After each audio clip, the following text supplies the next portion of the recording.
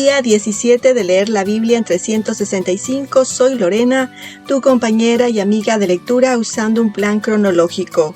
Bienvenidos al podcast de Alrededor de mi Mesa. Ayer regresamos al libro de Génesis, donde se nos introduce a Abraham y su esposa Sarai. El banquete de hoy está en los capítulos 16, 17 y 18, y nos revelan significantes momentos en la vida de Abraham y Sarai. Antes de continuar con el resumen de hoy, por favor participa con nuestra mesa presionando el botón me gusta y asegúrate de suscribirte para que recibas las notificaciones de nuestros videos. Ahora sí, desmenucemos Génesis 16, versículos 1 y 2. En Génesis 15, Dios confirmó la promesa de un hijo a Abraham. Pasaron aproximadamente 30 años y la promesa no se cumplía. En Génesis 16, Sarai duda de la promesa de Dios de un heredero. Ella no había escuchado esas promesas directamente y mira a su alrededor y considera sus opciones. Abraham había considerado una solución que involucraba a su siervo Eliezer, pero la diferencia fue que él consultó al Señor en esa situación. El defecto de ambos no era con respecto a la sustancia de la promesa, sino con el método. Y Sarai se apresura a adquirir la descendencia sin esperar en Dios.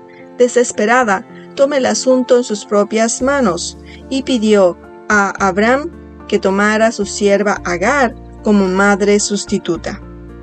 ¿De dónde vino Agar? Es muy probable que Agar fuera un regalo del faraón a Abraham, una parte de la dote para Sarai. Leemos en Génesis capítulo 12, verso 16. Y él trató bien a Abraham por amor a ella, y le dio ovejas, vacas, asnos, siervos, siervas, asnas y camellos. Aunque la mayoría de las mujeres de hoy no pueden imaginarse sugerirle a sus maridos que tengan relaciones sexuales con otra mujer, esto pone en relieve alguna de las ideas sobre la cultura. Dios nunca abogó por esa práctica.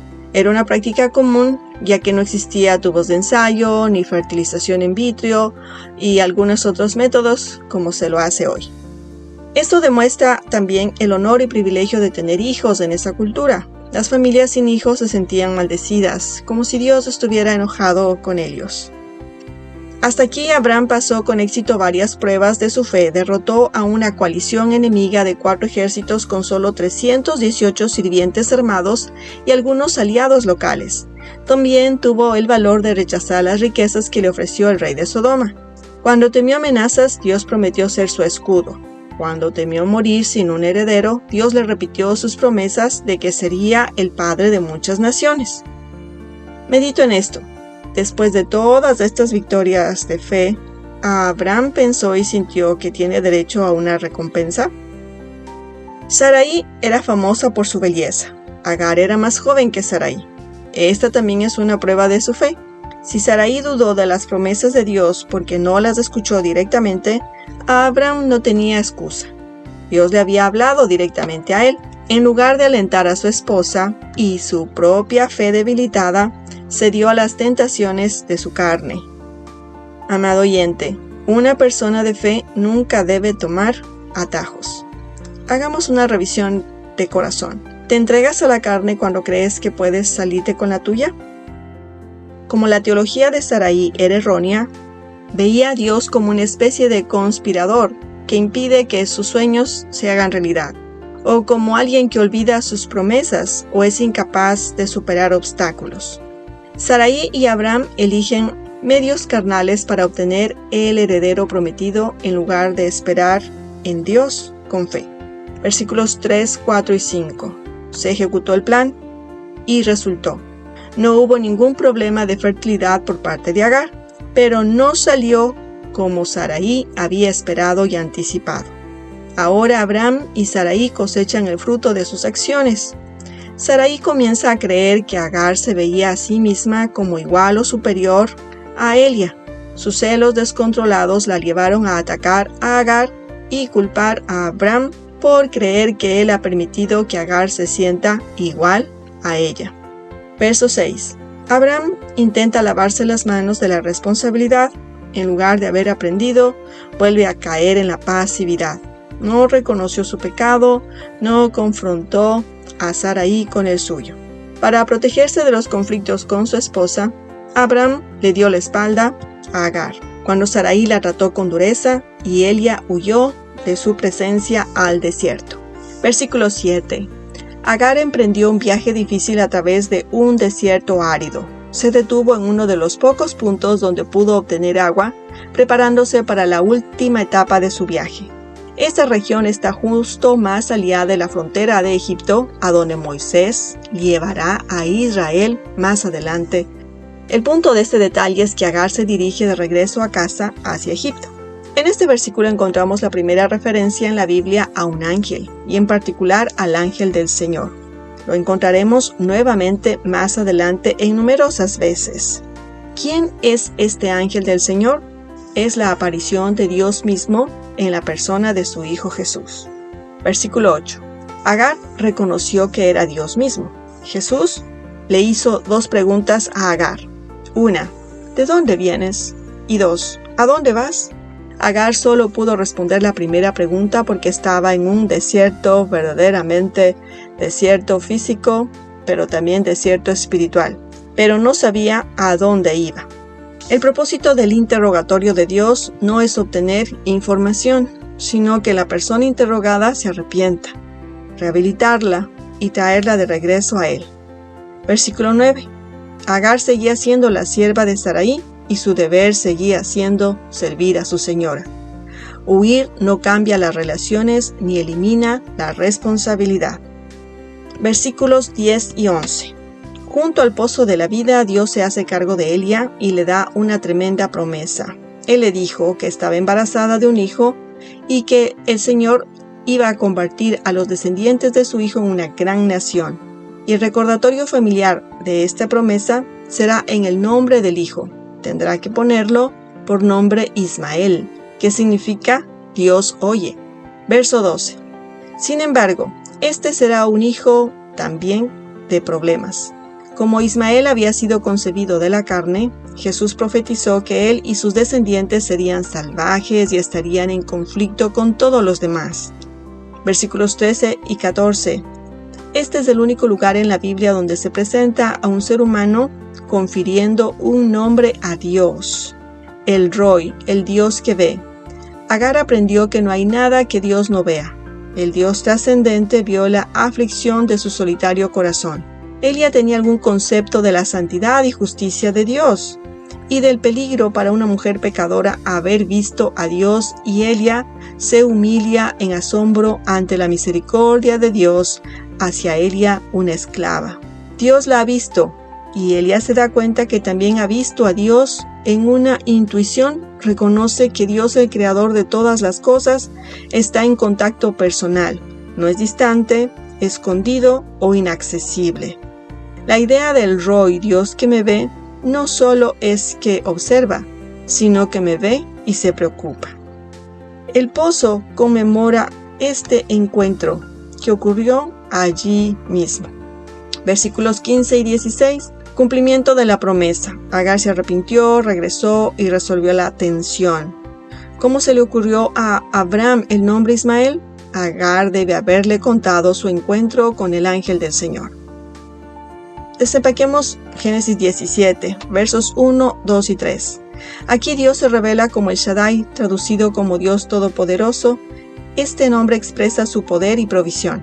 El Shaddai se deriva de la palabra Shad, que significa pecho, y está relacionada con la nutrición y bendición de Dios.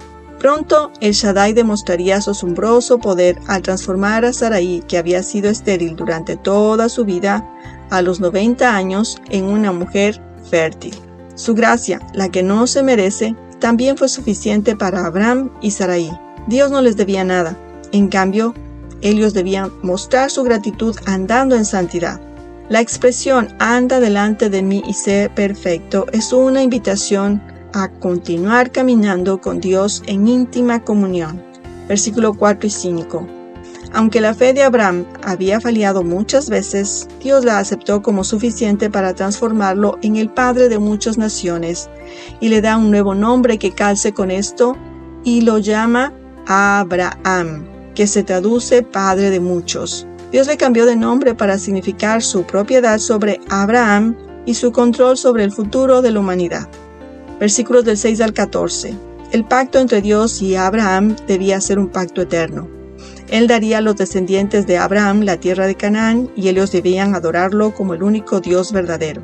Como señal del pacto, Abraham debía circuncidar a todos sus futuros hijos varones y a todo varón que viviera en su casa. Los bebés nacidos en la casa de Abraham debían ser circuncidados cuando tuvieran 8 días de nacidos. Versículos 15 al 21, Dios le dijo a Abraham que el nombre de Sarai debía cambiarse a Sara, porque ella iba a dar a luz un hijo.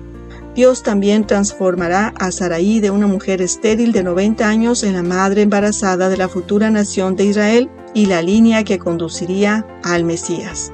Abraham se rió y expresó sus dudas de que un hombre de 100 años y una mujer de 90 pudieran concebir un hijo. Le preguntó a Dios si sus promesas podían cumplirse a través de Ismael, el hijo de Abraham con Agar. Pero Dios le dijo que no sería así. Dios bendeciría a Ismael, pero el hijo de Abraham con Sara era el niño a través del cual se establecería el pacto eterno de Dios. Versículos 22 al 27, después de hablar con Dios, Abraham regresó a su casa y circuncidó a todos los varones, incluido él mismo. Abraham tenía 99 años e Ismael 13 cuando fueron circuncidados. Desmenucemos Génesis 18, versículos del 1 al 15.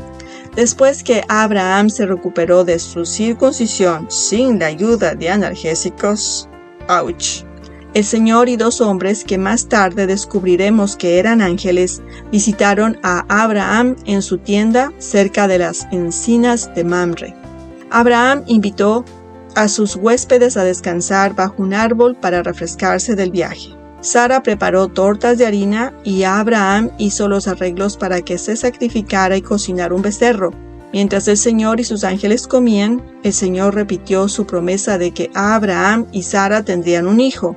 Sara, que estaba escuchando a la puerta de la tienda, se rió cuando lo oyó porque era de edad avanzada y la costumbre de las mujeres había cesado para ella. El Señor le preguntó a Abraham por qué se había reído Sara, diciendo, ¿hay algo demasiado difícil para el Señor? Sara negó que se hubiera reído porque tenía miedo.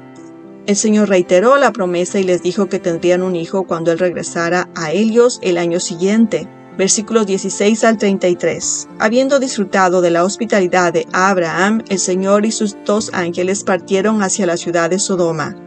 El Señor le dijo a Abraham que tenía la intención de castigar a Sodoma por su maldad e inmoralidad. Esta noticia preocupó a Abraham porque no quería que el pequeño número de personas justas de Sodoma muriera a causa de sus vecinos malvados. Le pidió al Señor que perdonara a Sodoma si encontraba 50 personas justas, y el Señor estuvo de acuerdo. Luego le pidió al Señor que perdonara a la ciudad si encontraba 45 personas justas, y el Señor estuvo de acuerdo.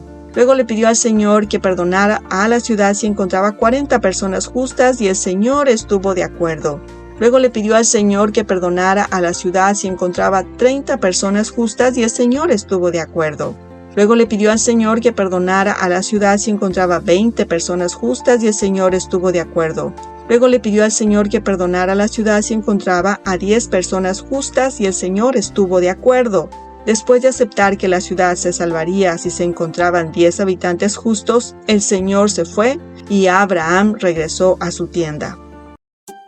Amado lector, en los pasajes de hoy, ¿qué actos y acciones de hoy llamaron tu atención? El mío viene de Génesis capítulo 18.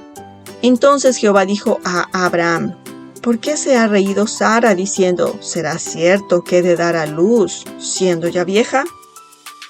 Medito, y no lo había pensado así antes, sino hasta ahora. ¿Cuán enormemente paciente es Dios como para oír que Sara se ría de él? La mayoría de los hombres en puestos de autoridad o de alto rango no toleran que sus inferiores se rían de ellos. Son rápidos para reprender, degradar, encarcelar o a veces matar a las personas que se ríen de ellos.